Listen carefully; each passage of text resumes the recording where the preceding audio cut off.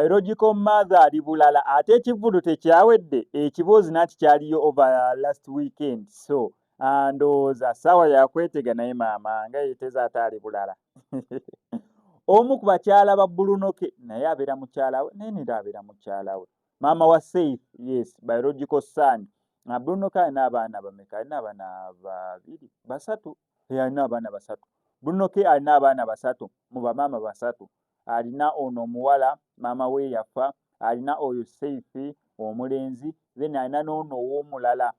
omukazi omweru oyo yali omunene yagamba nze olubuto sigenda lujjamu kyokka bonna mu mawulire bazzeemu mu ngeri etali nnungi oba etasanyusa tyoli yasooka maama w'omuwala eyafa Briera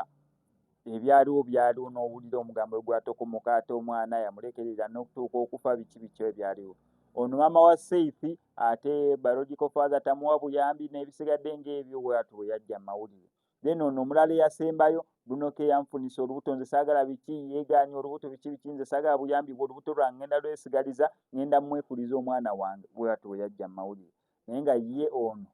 maama wa Saif ali bulala mukko kaakati omulala gwe yafunye tetumumanyi naye ng'okwetega obwetesi okwetega tekukyaliko oba ndi lubuto oba siri lubuto okwetegako kulina okubeera nga weekuli oba kutegudde oli lubuto akututte atandikira mu magoba